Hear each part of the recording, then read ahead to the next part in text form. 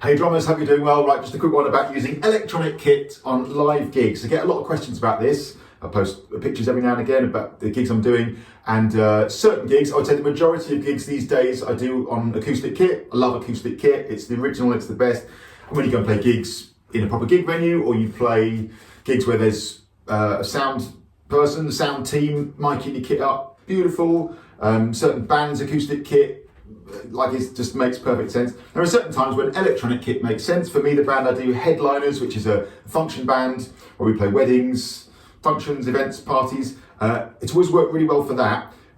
It's a sort of digital setup all around, silent stage, so to speak. All the guys in the band using in-ear monitors these days. And we often find ourselves at venues, this has happened quite a bit recently, where there's a noise limiter, and more than that even, you have to use the PA that's in the venue, you have to plug into that kind of stuff. So electronic kit is brilliant for that. To repeat through over old territory, because someone always comments it, I do think acoustic kit is the original and best on gigs in the right circumstances. So if you're in a position to mic it up, or if you don't need to mic it up, that's fine as well. But if you've got a great sound person or a sound team who are going to mic it up, sound good, there is of course something about the physicality of an acoustic kit which is great. But make no mistake, this electronic kit, which is the Drum Tech electronic kit with Roland sound module and Roland cymbals, is brilliant and does an absolutely brilliant job in those circumstances where an electronic kit is called for. So I get a lot of questions about it. I'm going to shout out to Drumaastra, who commented the other day, sums it up really well. Said it must have been fun. It was fun, thank you. Would you mind posting a video about your setup with Drum Tech kit during band performance? Maybe talk about how you connect line out to front of house. Do you use a mixer, etc.? I would like to learn how to use mine on a similar setup. So here you go. So if you're familiar with music technology, if you've got a degree of experience in music technology, a lot of the things I'm about to say, you'll be like, you may well be saying, duh, like this is obvious, but I totally get that it isn't for a lot of people. And I'm not someone who had a great, huge background in music technology before I started gigging, quite honestly. I sort of learned on the job with recording and with live performance. So yeah, sure, really nicely summed up question. So I use this sound module here, a Roland TD11. I also have a backup module, because as great as these kits are, if your sound module breaks, you're gonna look pretty silly, aren't you? Like, because what does it sound like? That's not going to entertain people, is it? So you need at least two sound modules, I always think. You just can't risk your sound module going down. So this is a TD11, which I use in the first case, and I've got a backup of a TD8. So TD11 I've had for like 10 years, a TD8 I've had for like more than 20 years. It's ancient, but it is rock solid. When I play with the band, I would use these outputs here. So you've got a left/mono and a right. Depends how many channels are available on the band mixing desk. So the band has a main mixing desk, which would then either feed the band's PA, or in the case of the recent gigs I was mentioning, will then go into the venue's own PA system.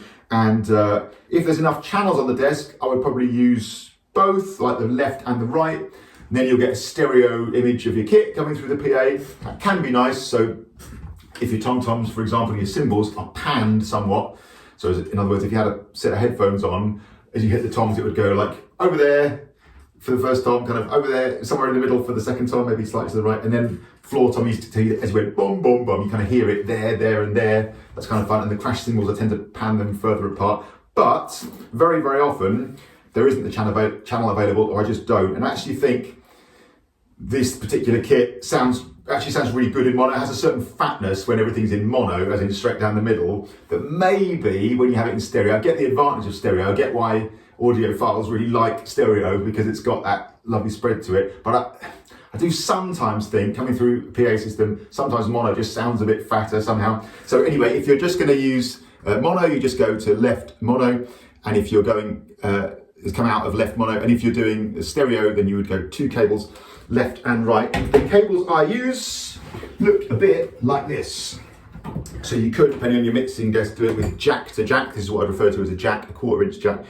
But I use these. So this is one end of the cable, jack, or 1/4 inch jack, or 1/4 inch instrument cable, sometimes called. And then an XLR. This is a male XLR, because it's got the sticky out bits. Probably an old fashioned term by now, but that's what I call it, the male XLR.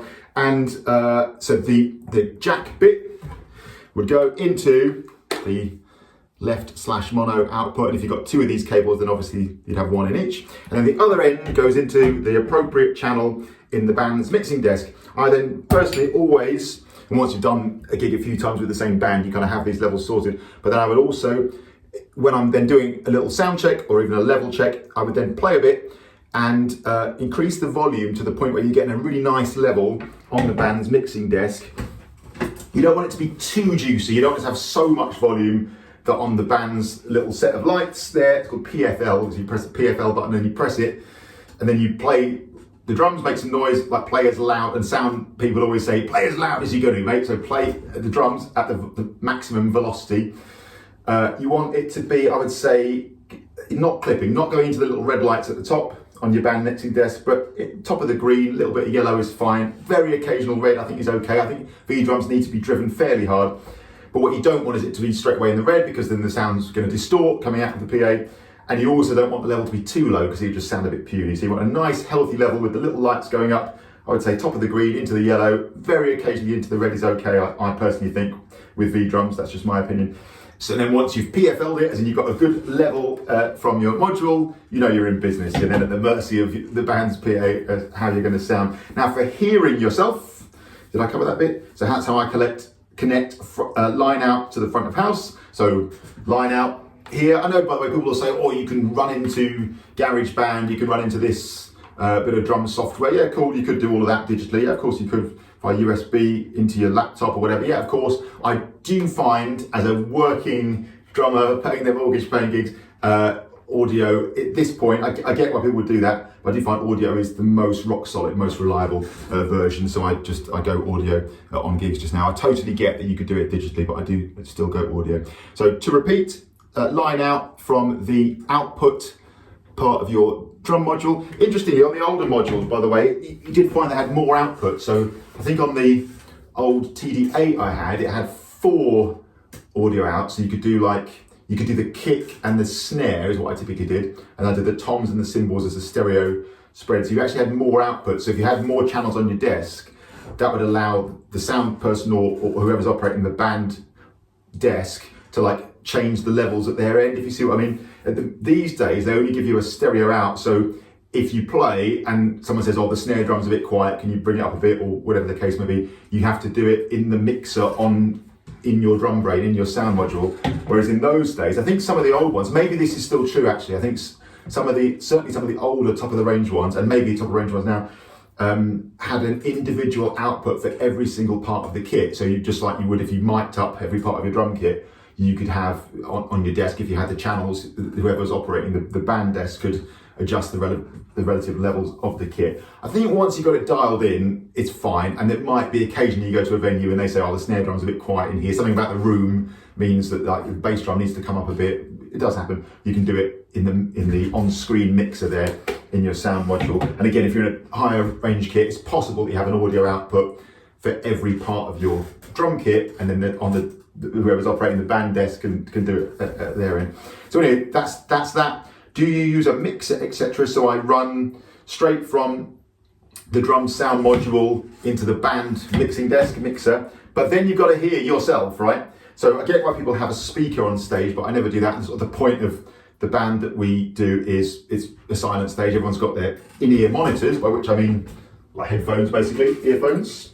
Sometimes I use cans, sometimes I use over-ear headphones. Do I have them here? No. Sometimes I use over-ear headphones, but very often I just use these in-ear monitors. I tend to use fairly cheap but good, fairly inexpensive ones, because I feel a bit like with sunglasses and things like that. I always felt I buy like a fairly cheap pair because it's only a matter of time before you lose them, sit on them, drop them and stand on them, like they just perish. So I go through a couple of pairs of these a year, 2 or 3 sets of these a year. But these ones I particularly like. I'll put a link to them below. I'm not sponsored by them or don't endorse them officially or anything like that. But I found that I bought the same pair the last 4 or 5 times and they're really, really good.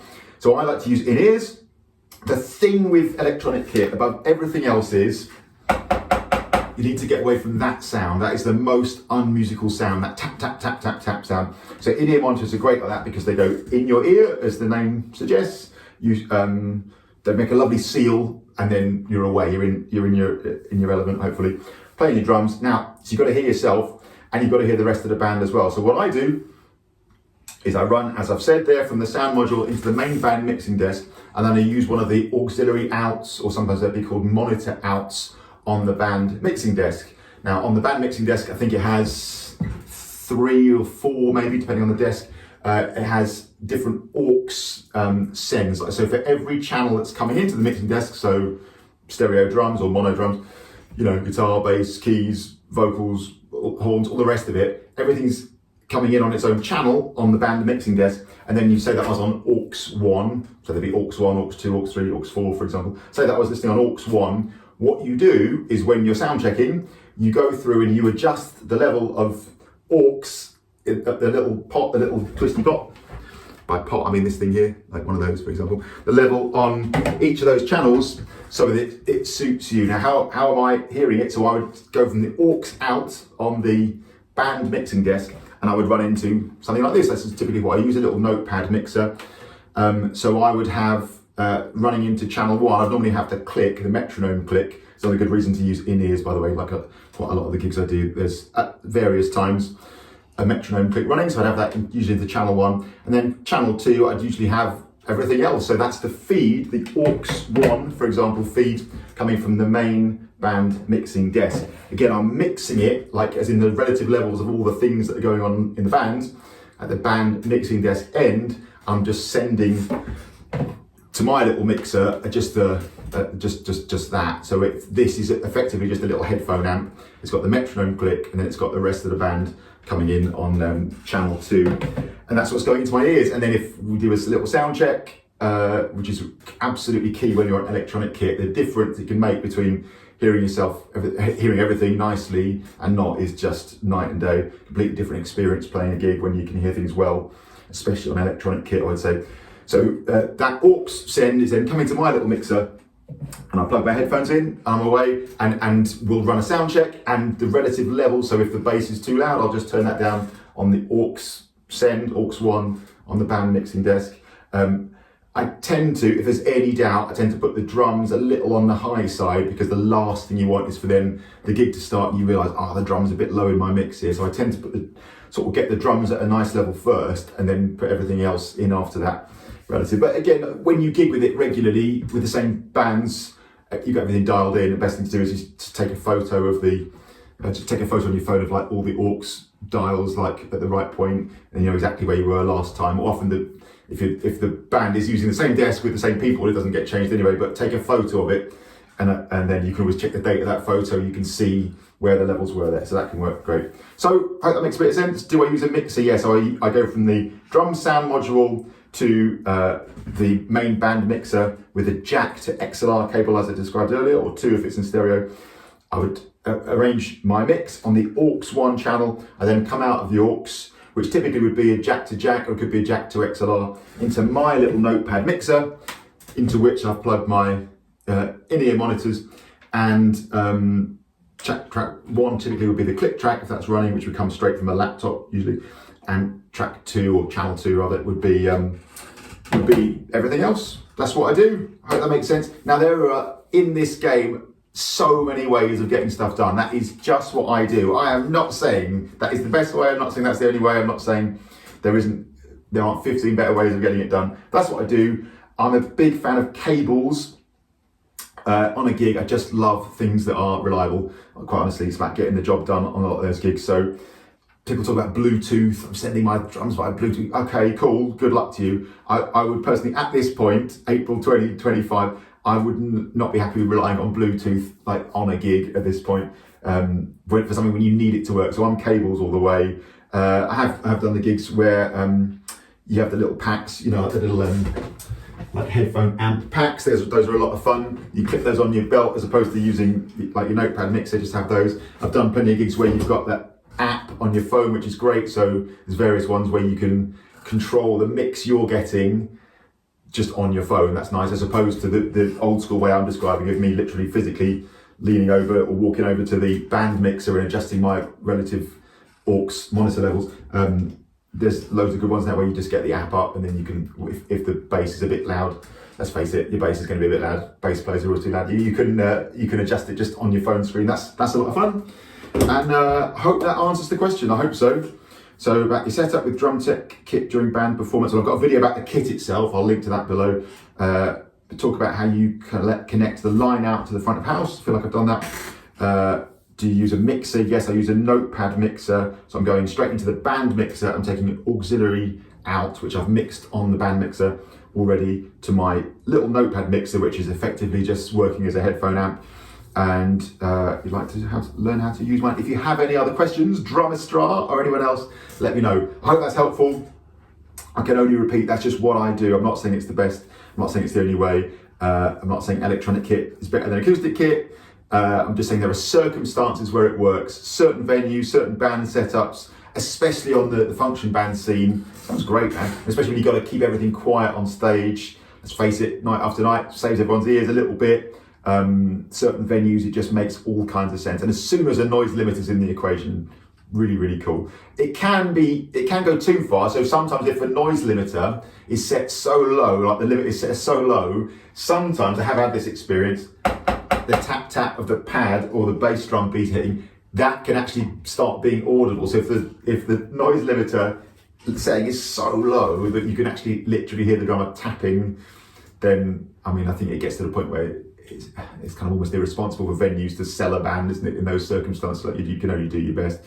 At that point, you're probably better off going back to acoustic kit and just tapping it with brushes or something. But it does get silly. I'm not going to lie. Sometimes you have to play in a way that it just gets silly. And a lot of the time with the noise limiters and the venue's own PA systems, they have like crazy compression on it. So I often find when you do your sound check, you might play the drums and it sort of sounds all right. Like the drums on their own sound okay, and like guitar on its own sounds okay, for example. But then as soon as you put like two or more instruments together, it just compresses like crazy. As soon as you've got like more than one thing playing at once, it just sounds pretty tough. But there we are. You've got to get it done. If you're a working musician, you're feeding your children, you're paying your mortgage, you're doing what you've got to do. So, of course, we all would every week love to play at the O2 and have somebody mic up your kit and it all sound amazing. Of course you would, but sometimes you got to go and do your gig in another way and get it done. And let's face it, it's a brilliant crack. Like going and playing weddings, going and playing parties, doing loads of those gigs is amazing fun. I love it. They'll have to drag me away, kicking and screaming from doing that stuff. I love playing the drums, and just because it's electronic kit and I'm playing at someone's wedding doesn't mean anything different from playing a bigger gig. It's all gigs and it's all good. So I hope that makes sense. Any questions at all, give us a shout. I hope that answers some of the questions. There will no doubt be people saying, I do it this way. Awesome. Good luck to you. And there's no doubt there's probably other ways I could get this done as well. But anyway, let me know what you do in your setup. Hope that's helpful. Cheers.